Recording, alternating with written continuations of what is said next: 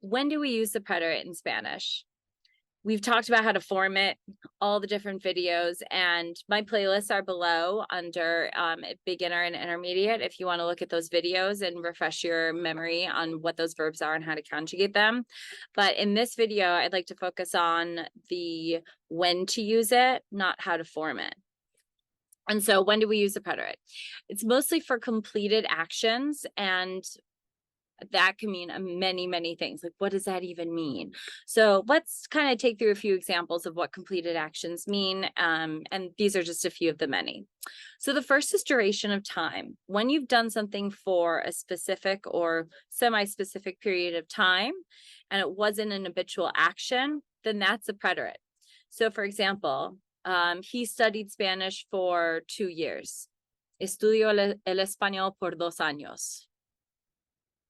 Estudió because it was within those 2 years. Or pasé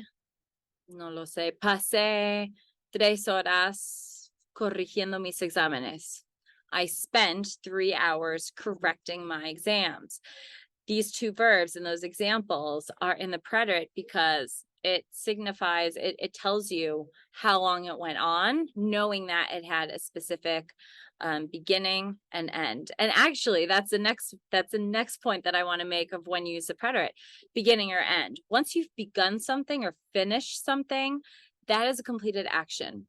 So, por ejemplo, nosotros empezamos a estudiar anoche. We started studying last night. Is the studying over? No, but that's not the verb that's being used. It's empezar. So what are some verbs for beginning? Empezar, comenzar, iniciar. Those are your top 3. And then finishing an action, it's the same. Completar, to complete. Terminar, to terminate or to finish. Acabar, to finish as well. And those are just a few of the many verbs that you can use to communicate beginning or ending something. Because if you begun or you ended, that's a completed action. We know it happened, so it's done. And then the final example, and these are broad, they're more specific examples, but they're still kind of broad and have a lot of room for interpretation. And there's always an exception to everything, by the way, is, let me think, a series of events. So if you did this and this and this, there are many completed actions. I like to think about it as far as the morning routine, your daily routine in the morning, and it's not limited to this, but let's say you woke up, got up, showered, got ready for work. Well, you kind of need to wake up to get up.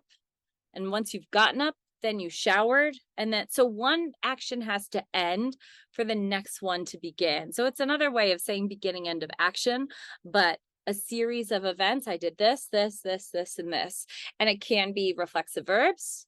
Okay, me levanté. No, antes de levantarme, me desperté, me levanté, me duché, y me preparé. Those are all, I had to wake up, to get up, to shower, to get ready. Those are a series of events. And that is when you use the preterite.